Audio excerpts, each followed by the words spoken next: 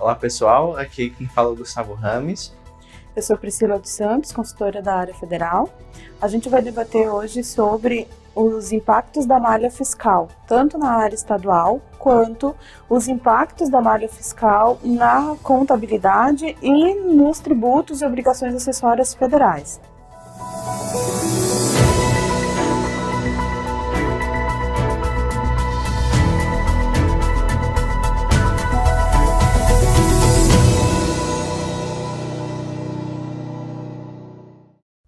Então, desde 1º de setembro desse ano, deu iniciativa do novo projeto da Fazenda Estadual, que tratou sobre informar para os contribuintes todas as incongruências que eram encontradas no sistema. Isso foi algo legal porque, antes de notificar o contribuinte, que é um direito que a Fazenda tem, agora ela tem uma alternativa mais orientativa e não punitiva. O objetivo deles é deixar tanto o contabilista mais informado e fazer as coisas corretas, e o contribuinte mesmo, ele começar a fazer as coisas da maneira correta. Porque de todos os projetos que se teve da Fazenda até hoje, Priscila, os contribuintes ainda fazem as vendas por cartão e ainda acham que o Estado não tem acesso a essas informações e continuam sonegando. Esse é um dos impactos que mais a gente pega na consultoria. Isso tem reflexo tanto na área federal, entendo, né, porque tem as retificações, né, do PGDAS. E como é que funciona para fazer esse tipo de correção? Então, detectando que houve de fato omissão de receita, considerando que a empresa é do Simples, vamos falar do Simples inicialmente. Houve omissão de receita, eu vou ter que retificar o PG-10D daquele período em que foi detectado a omissão, desde aquele período em diante até o último. Por quê? Porque além de ter que apurar todos os tributos federais incluídos no DAS daquele período, essa alteração da receita pode ser que impacte nas demais, porque o Simples Nacional ele é apurado com base na receita bruta dos últimos 12 meses. Então, se eu mexer em um mês anterior, como a malha é de 2000, né, pega 2019, se eu mexer em um mês de 2019, eu vou ter que retificar todo o PG-10D até o último PG-10D enviado mais recente, porque isso pode causar diferenças por conta de mudança de faixa, isso pode causar o desenquadramento do Simples. Então, isso pode dar um impacto de não só retificar o PG-10D do mês, como retificar os próximos e ter diferenças ainda a recolher ou ainda ser desenquadrado.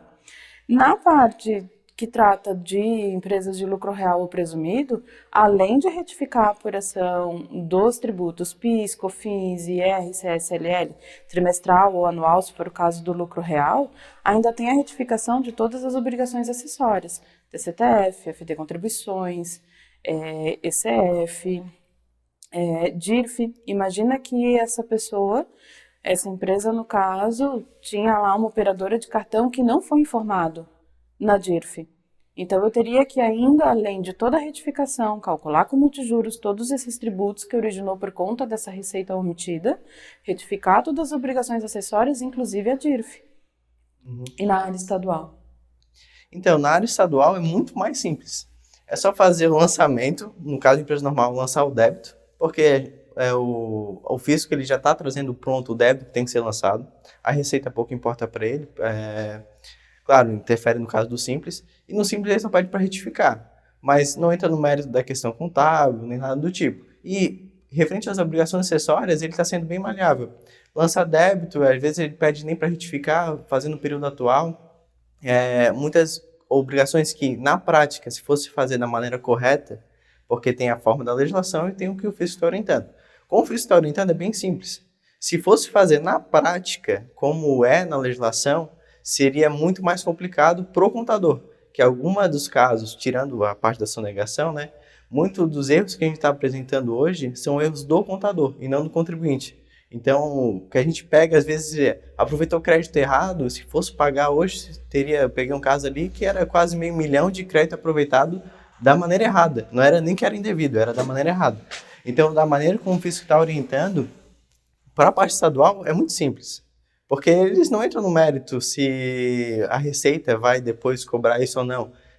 Como é um projeto estadual, ele só quer resolver a parte dele. a parte do federal ele nem está se importando. Então, a correção do haddad estadual dá para complicar mais se fosse da maneira correta, mas o fisco está sendo bem maleável. Ele quer, o objetivo do fiscal, né, o Pickler, que iniciou o projeto da malha fiscal, ele começou falando que o objetivo deles é corrigir para o futuro.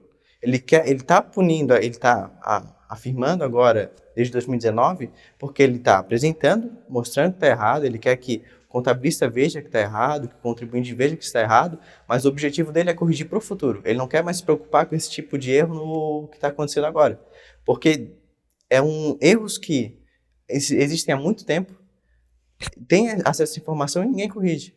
Então, é um projeto muito legal. E dentro desse aplicativo da malha fiscal também, tem um chat. Eles estão disponibilizando esse chat porque eles querem diminuir o contato entre a fazenda e o contabilista contribuinte. Porque eles querem diminuir esse contato, fazer com que tenha muito acesso, não seja tão dificultoso. É um projeto muito legal, porque a gente pega hoje em dia muita dificuldade em entrar em contato com o fisco. Do jeito que você fez hoje, não tem muito o que fazer. Entre em contato com o fisco ou aplica a penalidade. E muita gente, mas como é que eu entro em contato com o fisco? Ou você procura um advogado tributarista ou tenta entrar em contato com eles na fazenda. Na Receita Federal não deve ser muito diferente desse caso, né? Na Receita Federal, por conta agora da pandemia, o acesso tá limitado a atendimento presencial, é com hora marcada, não é todos os requerimentos que pode ser presencial, mas tem outros canais. E só pegando o gancho na parte estadual é mais simplificado, além de todas as obrigações acessórias que a gente falou só até agora, da parte tributária. Mas a gente tem um impacto ainda também de toda essa malha fiscal, que vai corrigir os tributos da área estadual, vai recalcular tributo da área federal, mas também tem o impacto do lançamento contábil disso tudo. Porque se eu estou pegando uma malha que começou lá em 2019 e apontou divergências de 2019, os meus livros contábeis já foram encerrados, já foram registrados, ou para quem é simples na junta comercial, para quem é real presumido já foi enviado via ECD, então eu não posso mais ir lá pegar, retificar o livro e fazer de conta que nada aconteceu. O que eu vou ter que fazer? A norma contábil, ela determina que eu tenho que fazer o ajuste de um erro de um exercício já encerrado, eu tenho que corrigir no exercício corrente, nas primeiras demonstrações contábeis do exercício seguinte.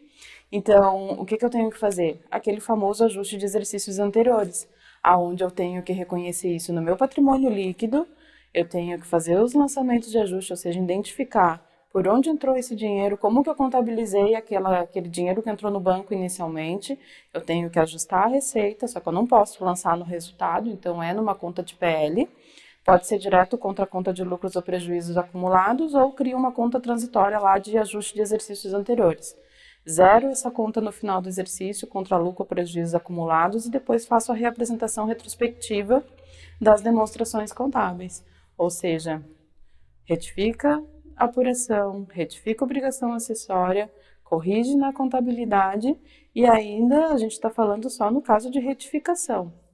Imagina se essa empresa perde retroativamente o Simples Nacional. Eu ainda tenho todas as obrigações acessórias para enviar, todas em atraso desde o efeito da exclusão e todas elas geram multa por conta de atraso na entrega. Que apesar dela não ser do Simples naquela época, voltou para efeito retroativo. Retroagiu, exatamente. E nesse novo projeto que a Fazenda está fazendo, ele pega as informações por meio de 3 grandes canais. Os pagamentos que ele efetuou, as informações declaradas pelas administradoras de cartão, e os documentos fiscais eletrônicos e envolve também as obrigações acessórias. Então, está caindo muito do cartão de débito e crédito, mas também o que ele paga de imposto e o que ele declara, e como ele informa nas notas e nas obrigações acessórias. Então, ele pega, inicialmente, né, nesse projeto, só pega informação desses 3 meios, poderia abranger mais, e um dos grandes questionamentos referente às obrigações acessórias da parte do administrador de cartão de débito e crédito, é como ele pega essas informações.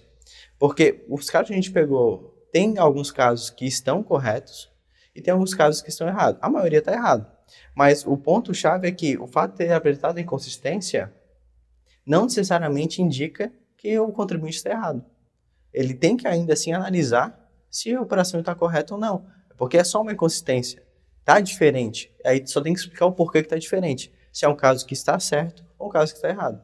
E aí, no caso que está correto, tem como fazer essa justificativa. Tem como fazer essa justificativa. O chat, o aplicativo lá disponibilizado pela Fazenda, permite esse acesso, esse canal. Na teoria, está sendo muito bom isso. Na prática, a gente vê que tem muita demora e muita resposta dos auditores responsáveis por orientar essas questões, porque a demanda deve estar muito alta. Porque tem mais de 30 mil notificações só referente a esses 3 canais que eles estão pegando. Então, dá para ver que tem muita gente fazendo errado, muito contabilista fazendo errado. Então, há uma necessidade muito grande hoje do contador se atualizar, estudar, fazer as coisas da maneira correta. Porque não dá mais para deixar empurrando tudo pela barriga, resolve, tapa buraco. Agora ele está tendo a necessidade em si de fazer as coisas da maneira correta. Então, dá para corrigir e às vezes não tem penalidade, agora não está tendo penalidade, só o pagamento atualizado do tributo, né? Então, para o contribuinte e para o contabilista, isso foi muito bom, porque o próprio editor falou, essa é uma informação que eles já tinham, eles só estão disponibilizando agora. Então, é um favor que eles estão prestando. Está errado, corrige. Isso é muito importante, porque o fisco, nesse período de pandemia, poderia estar se preocupado em arrecadar, mas agora não, ele está preocupado em orientar. Faz da maneira correta. Ele está pensando no futuro, ele está pensando a longo prazo. Isso é importante, é algo que deve incentivar os contadores e contribuintes. Porque cai na malha todas as vezes, cai na concorrência leal, nunca corrige, está sempre fazendo errado. Então, vamos lá, o apoio tanto do contador, para de fazer a sonegação, você sabe que está caindo, sabe que está tendo prejuízo. Isso é importante, tanto para a fazenda em si, quanto para o contador e o contabilista. Se atrasa uma obrigação acessória na parte federal, ele já aplica a penalidade. Na nossa área não é assim. Só aplica a penalidade se o fisco notifica, ou seja, tu está entregando em atraso, tu não fez a entrega, a Fazenda Estadual ela só te aplica a penalidade se ela for lá fiscalizar a empresa, ver que falta e ela te notifica. E geralmente antes ela ainda dá um aviso de 30 dias para você fazer essa entrega. Na Receita Federal eu vejo que não é assim. Na prática não é assim, né? Não, a Receita Federal, quando a gente fala de retificações, não, a retificação da obrigação acessória não gera penalidade para o contribuinte. Mas a entrega de uma obrigação acessória, PG-10D, gera multa, DCTF, FD Contribuições, ECD, ICF, DIRF, todas essas obrigações acessórias entregue fora do prazo estipulado pela Receita Federal gera multa. Para te ter um exemplo, uma FD Contribuições apresentada fora do prazo, ECD apresentada fora do prazo, ou uma ECF para uma empresa de lucro presumido, por exemplo, elas têm a multa calculadas da mesma forma. É 0,02% ao dia de atraso calculado sobre a receita bruta informada nessas obrigações acessórias, limitado a 1% dessa receita. Claro, se entregar antes de qualquer procedimento de ofício da receita, tem a redução de 50%. Mas já passou do prazo um dia, gera multa. E a única que não gera multa automática, nessas 3 que eu te falei, é a ECD. A ECF gera a multa no momento da transmissão, a EFD já gera multa a partir de 2020 no momento da transmissão. Então, entregou fora do prazo, gera multa. E ainda, já nesse embalo de malha fiscal, a Receita Federal ela já noticiou que em 2020 ela começou a fazer um projeto piloto de fiscalização de malha fiscal também em Guarulhos, iniciou como Guarulhos e depois vai se estender para as demais regiões do país, onde ela vai fazer cruzamentos também de informações informadas na ICF.